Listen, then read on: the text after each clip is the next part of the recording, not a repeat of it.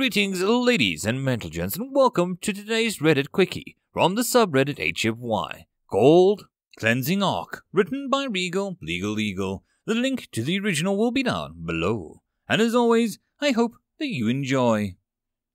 Theodore let out a slow breath as he felt the landing rocket shudder around him. He tried steadying his hands, but for some reason, he couldn't do it right now. He could feel the quiver within him. Excess epinephrine or frayed nerve endings. Focus. He needed focus. This wasn't his first battle. Not even his first drop, but he'd never had such a dream before.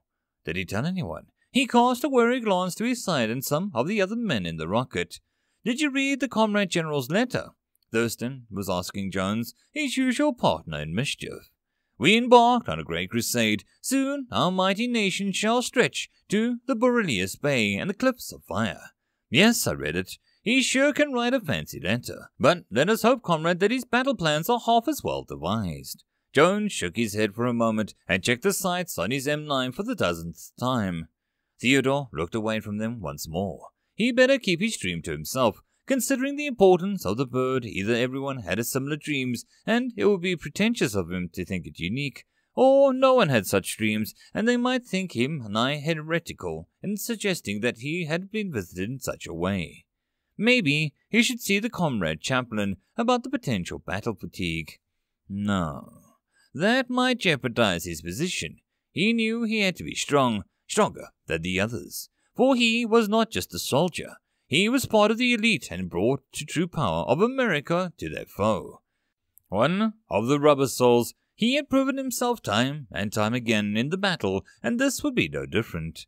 Even so, he gulped a little hard and forced himself to take a slow, deep breath once more while focusing on the star and the streamers plastered on the wall before him. The light of the morning star would see him through. Reason would guide him through, and he carried the torch of enlightenment to the huddled masses beyond their borders, and he would see them cleansed of ignorance and impurity alike, one way or another. Comrade Teddy, he jerked a little as he felt someone snap the back of his armor. He looked around for a moment to see that it sought his attention. It was Comrade Code Talker Rain. Yes, comrade, he asked, trying to keep his usual deep, confident tone, not to let it waver with uncertainty bleed through. Did the report speak of there being any interference with the atmosphere today? My instruments are behaving oddly. I wanted to know if you had any barometrics at your disposal, comrade. Rain asked as she gave him a slightly nervous look. He could tell that she was trying not to shake herself. Battle fatigue. That's all it was. He knew that they must all be going through the same thing to an extent. He was no different. Yes, here you are, Comrade Code Talker. He reached out with one of his pockets on his harness. It was a little hard to grip with his heavy gloves, but he pulled out the teal paper of the day's barometrics to hand to the Cold Walker. He wasn't sure why the instrument operators weren't all given the metrics daily, but he didn't mind sharing. His suit was perfectly calibrated, as always. Even his nerves couldn't distract him from that. Thank you, Comrade Teddy. Rain nodded as she took the list from his help to adjust her gear. Retrograde in 30 seconds, the pilot yelled. He could see the motors for the ball turrets on the hull start to turn and move. The landing would be contested. You see the news about the Cavens last night? Comrade Jones was asking. Their supposed victory in Volgograd. Time will tell if they're even possible accurate, but if they're to believe, they're pushing the Martians back to Caucasus. Tough fighting ahead for them regardless. Thurston was chewing on gobs of gum as he spoke. He liked to cut it close to the timer before spitting. I still can't believe we allied ourselves with those mongrels. Populists. Jones spat out his own gum as he said that with emphasis on his point. It's just a matter of convenience. Same with the Austrians. Once the Americans are united and pure, we can expect a good cleansing and the old world, comrade. Thurston grinned. Isn't that right, Comrade Teddy? He called out. The cleansing arc knows no limits, Teddy responded, which made them chuckle even as the others had to hold shifted around and check their weapons as the rocket plummeted through the sky. Solstice in Rio, right boys? Thurston called out as he had a few cheers from the men. 20 seconds, the pilot called out then. The cheering stopped and the turrets on the hull began to fire. Black. At that, Thurston pulled a large gob of gum from his mouth and slapped it onto the olive drab helmet. He teased the rookies that he always wanted to save it for later. Theodore closed his eyes even as he heard the flak pling off the hull. There was a scream that some got through. The men rattling around, trapped inside a steel box as they waited to be delivered to their target. They were in the hands of the great ones now. Franklin, Jefferson, Colt, Leavitt, Whitney, Carver, Darwin. Exemplary Americans all. But for obvious reasons, he thought most all about Tesla. It was the designs that he had saved them of the first invasion. Even those early Tesla cannons had been enough to stave off their enemies. And now, improved designs from coast to coast, Anchorage to Hudson, Borealis to Panama. It was strange to think of how far they'd come in such a short time. Ever since the start of the Third War, they'd advanced far. Hard to believe that they were half the way through 1958 already. But war was the great driver of innovation, and as it stretched into the fourth year, he knew that they had still far to go. 10 seconds, the pilot yelled, barely audible over the sound of the turrets and flak. Several of the men around him were hit with the shrapnel piercing their hull. They screamed as they fell, but Theodore didn't have time to waste on small concerns. Landing! Theodore felt the hard jolt of the craft around them as the thruster slammed into action. A moment later, another hard jarring and the men inside stumbled as the rocket tilted to the side a bit. Just then, the hatches blew off and they were exposed. The sky was bright over Cartagena, even though they bellowed out with a war cry and charged. The naval landings would be going on as well. It was their job to link up with them throughout the day, but the foes would not make it easy. Vennies! He heard a cry out as a trace of fire began to sweep across them.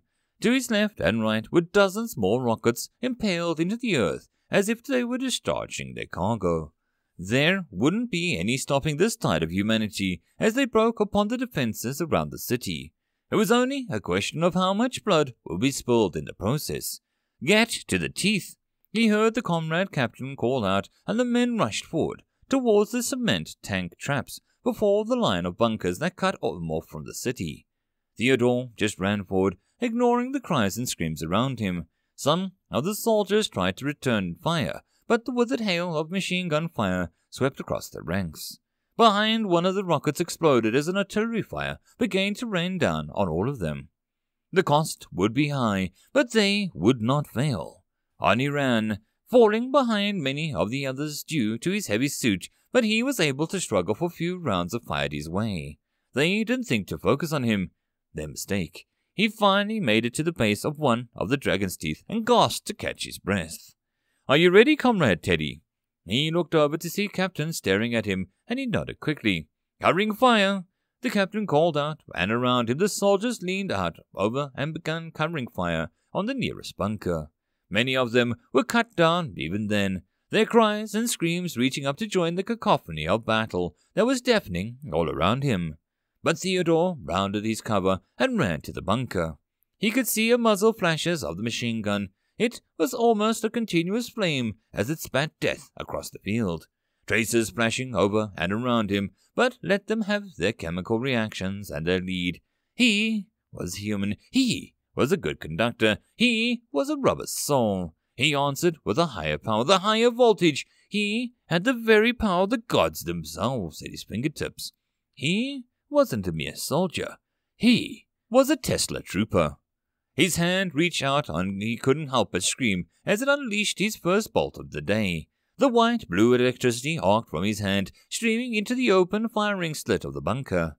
He could hear the squealing and screaming from inside as the bullets began to cook off in the casings and their foes found themselves full of impurities and pure conductors.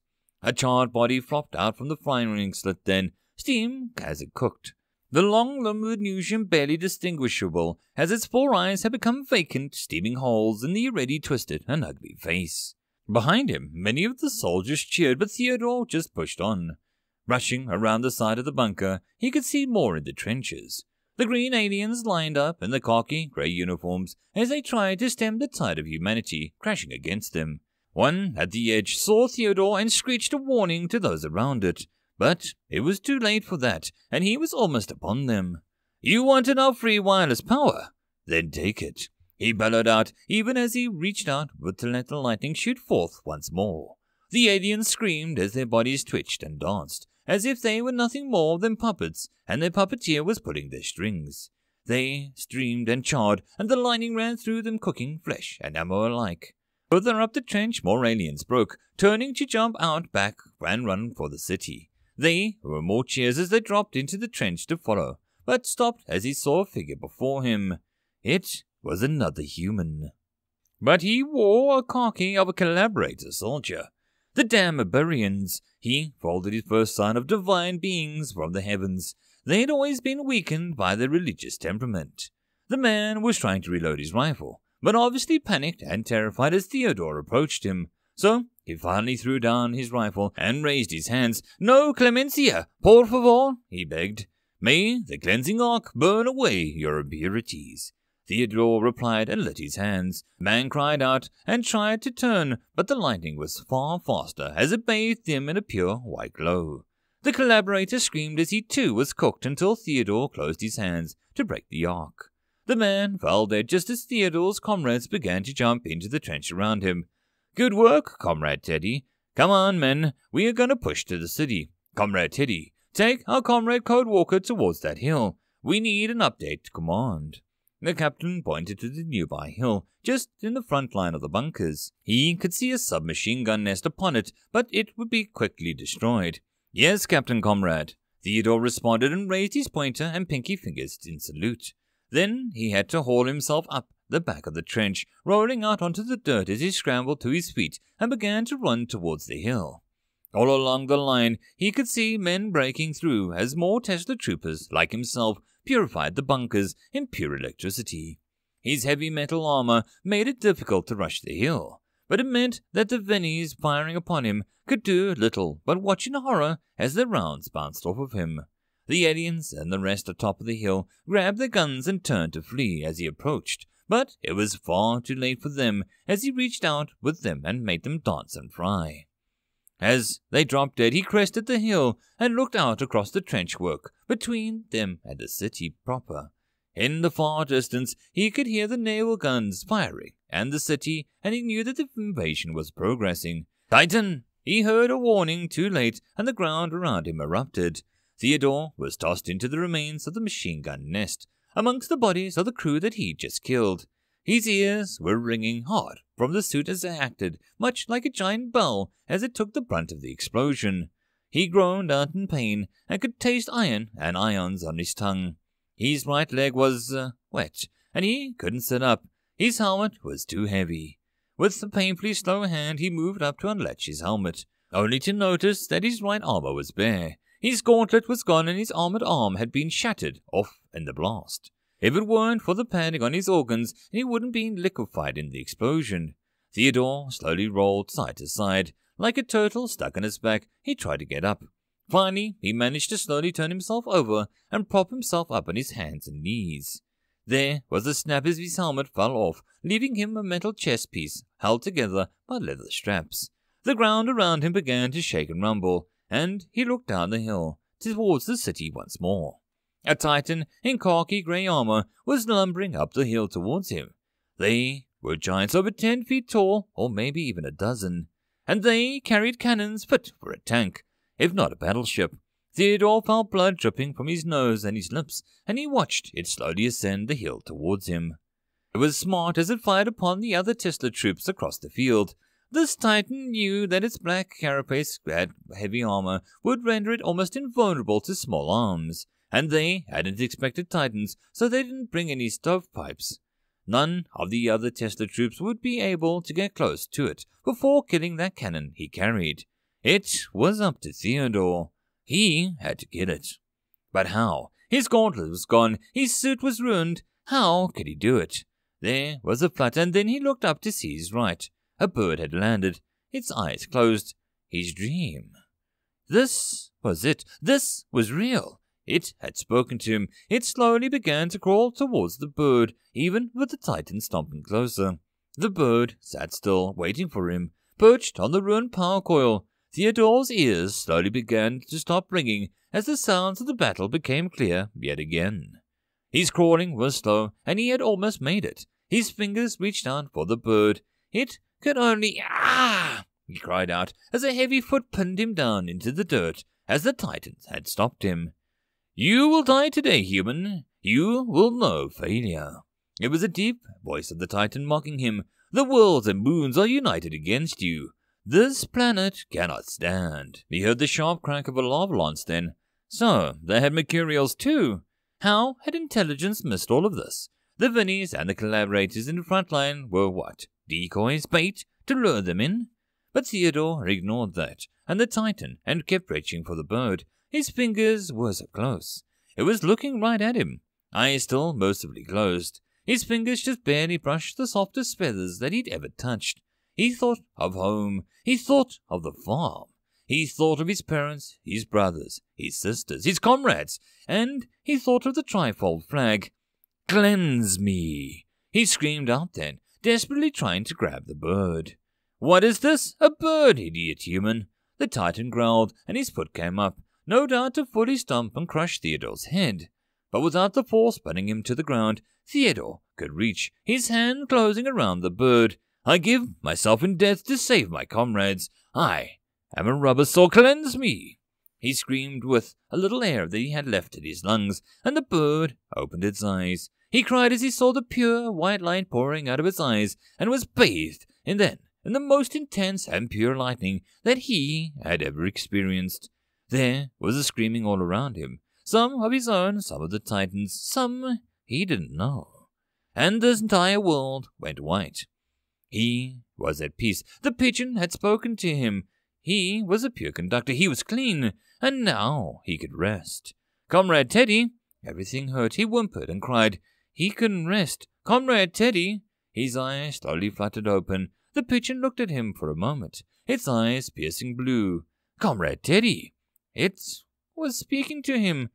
"Yes?" he gasped out, lips cracked and broken, blood dripping from his mouth, nose, and ears. What more did the bird ask for him? "Comrade Teddy!" He felt the hand grab his shoulder, and he let go of the bird in surprise. It simply flew off into the sky, and cobalt rain rolled him over. He could see her worried expression. Comrade, Code Talker," he muttered, his throat dry. So dry. "What? The bird? You ignited your entire pack. I can't believe you're alive," she exclaimed in surprise. He tried to shake his head as he looked around a little. The Titan lay dead beside him, cooked inside of its own armor. His power pack had gone critical when the pigeon unleashed its infinite power.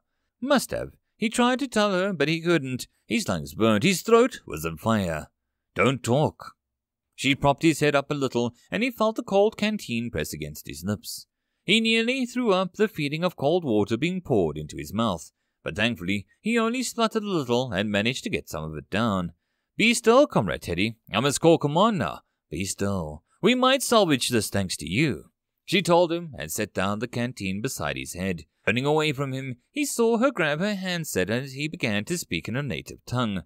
Theodore tried his best to prop himself up a little and look down the hill.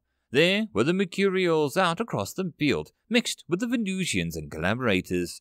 Their white, hot flesh hard to miss as they fired the lava lances, but they were slowly getting pushed back by the advancing Tesla troops. Their control of fire meant nothing in the face of Tesla's mastery of lightning. He lay his head back down, and then he simply looked up at the clear blue sky.